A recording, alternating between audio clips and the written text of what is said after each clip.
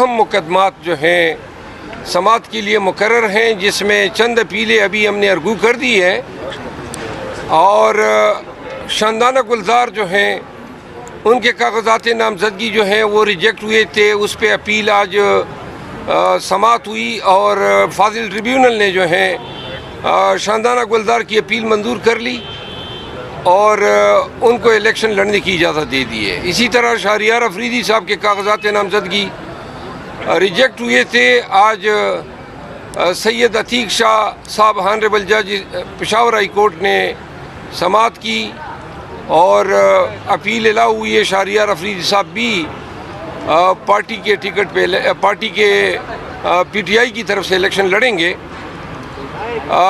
میرے کاغذات نامزدگی جو ہیں مسترد ہوئے تھے۔ جسٹس وقار صاحب کی عدالت میں سماعت جو ہے 11 بجے کے بعد ہوگی۔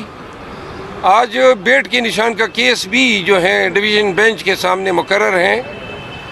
ہمارے پشاور ہائی کورٹ کے 2 فاضل جج صاحبان جو ہیں سماعت کریں گے۔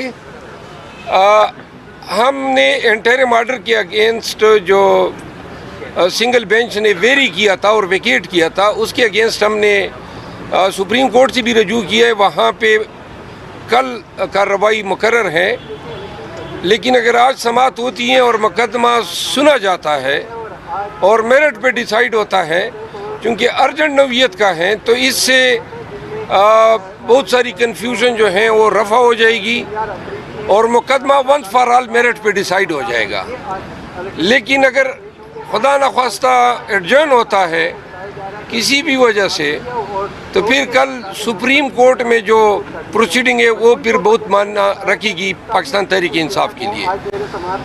آج ہمیں یقین ہے کہ جو مقدمہ بیٹ کے حوالے سے ڈویژن بینچ کے سامنے ہے، وہ چونکہ ہمارا کیس انتہائی ارگویبل، انتہائی اسٹرانگ کیس ہے، اور ہمیں یقین ہے کہ آج اگر سماعت ہوتی ہیں تو ہمیں پاکستان تحریک انصاف کو بیٹ کا نشان واپس ملے گا۔ شیر افضل مرود صاحب یہ بتائیں، جو کل فیصلہ آیا تھا تحایات نااہلی سے متعلق، اس پہ آپ کیا کمنٹس کریں گے؟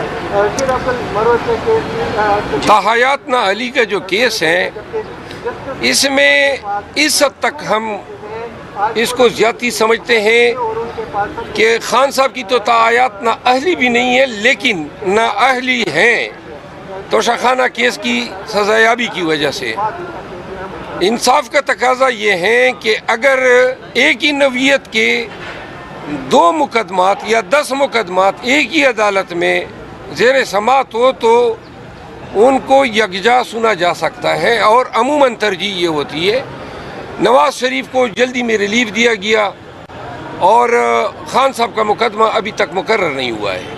آپ نے چیف جسٹس آف پاکستان پر عدم اعتماد کی پارٹی پالیسی آپ کے بیان کے اگینسٹ، اس پہ کیا؟ میں نے وہ کیا جس کا مجھے کہا گیا، اور پھر پارٹی نے جو پالیسی مرتب کی تو میں پارٹی کے ڈسپلن کی وجہ سے اس کا پابند ہوں۔ تو پھر میں نے کہا کہ جی جو چینج پالیسی ہے میں اس کا پابند ہوں، اور جس طرح پارٹی ڈیسائیڈ کرے گی اس طرح ہم جائیں گے۔ آپ 32 انتخابات میں حصہ لے رہے ہیں یا نہیں؟ میرا خیال ہے کہ لے رہا ہوں۔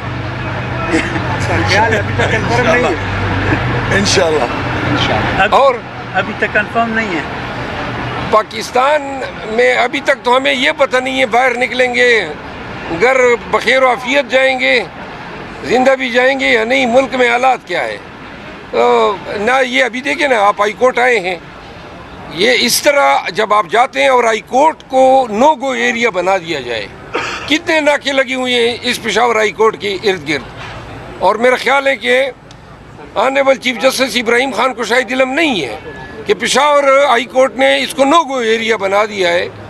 ہر جگہ پہ پولیس جو ہے، یہ تانے نہیں ہیں، یہ بنیادی حقوق کی عدالت ہے، یہاں پہ اس طرح نو گو ایریا بنا کے میرے خیال میں کہ یہ پشاور ہائی کورٹ کی توہین کر رہی ہے کے پی پولیس۔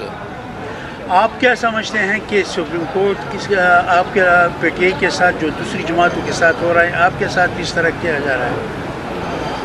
آپ کا سوال انتہائی ابہام کا شکار ہے۔ واضح کریں. مطلب پی ٹی آئی کے ساتھ ایک جیسا سلوک کیا جا رہا ہے سپریم کورٹ میں. کسی بھی عدالت میں پاکستان تحریک انصاف کے ساتھ قانون کے مطابق ٹریٹمنٹ نہیں ہو رہی ہے. ابھی آپ ٹریبیونل میں دیکھیں 100% اپیلیں ایکسیپٹ ہو رہی ہے. مطلب یہ ہے کہ 100% یہ سارے فیصلے غلط تھے. As a matter of policy P T I کو ٹارگٹ کیا گیا, سنگل آؤٹ کیا گیا, اور تمام امیدواروں کی انہوں نے بلا دریغ کاغذات نامزدگی رد کر دیے. میرے کاغذات نامزدگی مذہب کا خیز بات ہے. پشاور میں میرے 6 ہم نام شیر افضل نام کے ان کے واٹر سپلائی کے بل میرے کھاتے میں ڈال دیے کہ جی اس نے بل نہیں دیا ہے. اب میں نے جج صاحب کو کہا کہ جی یہ کس چیز کا سہارا لیں گے, یعنی اتنی اندھیر نگری ہیں اور چوپٹ راج ہیں. ریٹرننگ افسر نے یہ بھی نہیں دیکھا کہ وہ بل کس کے نام پہ ہیں, یعنی صرف ہم نام ہونے پہ آپ سزا دے رہے ہیں. اور اسی طرح شہریار افریدی کے نامینیشن پیپر سے 2 دن قبل خفیہ پرچے کر لیے اینٹی کرپشن کے, اس کا نام ڈال دیا. اب کہتے ہیں وہ پرچوں کا آپ نے ذکر نہیں کیا. بھائی پرچے کا ہمارے فرشتوں کو بھی علم نہیں تھا کہ آپ نے پرچے کیے ہیں. مسئلہ یہ ہے کہ کسی ایک ریٹرننگ آفیسر پہ اپنے اختیارات کے ناجائز استعمال پہ کوئی جرمانہ لگا. لوگوں کی آنکھیں تو تب کھلیں گی نا, رول آف لا تب ہوگا. یہ اپیل ایکسیپٹ ہو کے کاغذات نامزدگی بحال ہونا انصاف نہیں ہے. جنہوں نے غلط کام کیے ان کو سزا دیں, ان کو کڑی لگنی چاہیے. ایسی ریٹرننگ آفیسر کو ان کو جیل جانا. یہ فراڈ کیا انہوں نے الیکشن کے پروسیس میں. انہوں نے آئین کے جو مینڈیٹ ہیں اور الیکشن کمیشن کی طرف سے جو فرائض ان کو جو ہے تفویض ہوئے ہیں ان کا انہوں نے انحراف بھی کیا ہے. ان کا کام تھا فری, فیئر اور ٹرانسپیرنٹ الیکشن کرانا. یہ کس چیز میں لگ گئے ہیں؟ پی ٹی آئی کے کاغذات نامزدگی جو ہیں امیدواران کے انہوں نے تمام تقریباً ریجیکٹ کیے. تو لہٰذا 2 ریٹرننگ آفیسر کو بھی اگر سزا ہو جاتی, کوئی جرمانہ لگ جاتا, آگے ابھی اور کام ہونے ہیں. انہوں نے ابھی پولنگ اسکیم کے ساتھ مذاق کرنا ہے, انہوں نے ابھی ڈیوٹیوں کے ساتھ ایک ہیوک پلے کرنا ہے, انہوں نے ابھی اور ڈرامے کرنے ہیں.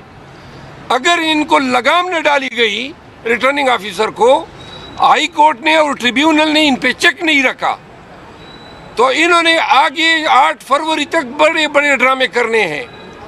تو لہٰذا اس کا واحد علاج یہ تھا کہ ان پہ جرمانے عائد ہوتے. انہوں نے ان کے تمام آرڈرز جو ہیں ہائی کورٹس نے اڑا دیے. اور بھائی ایسے آرڈر کیوں کیے آپ نے؟ اور صرف آرڈر اڑانے سے ہماری دادرسی نہیں ہوتی ہے. لوگوں نے وکلا انگیج کیے ہیں, کوئی ہنگو سے آ رہا ہے, کوئی دیر سے آ رہا ہے, کوئی چترال سے آ رہا ہے. خام میں آپ نے لوگوں کو تکلیف میں مبتلا کیا. پھر کمپین لوگوں کی آپ نے خراب کی. وہاں علاقوں میں یہ خبریں پھیلا دی کہ جی فلاں تو نااہل ہو گئے, جبکہ نااہل آپ کی غلط بدنیتی پر مبنی احکامات کی وجہ سے ہوئے. Thank you.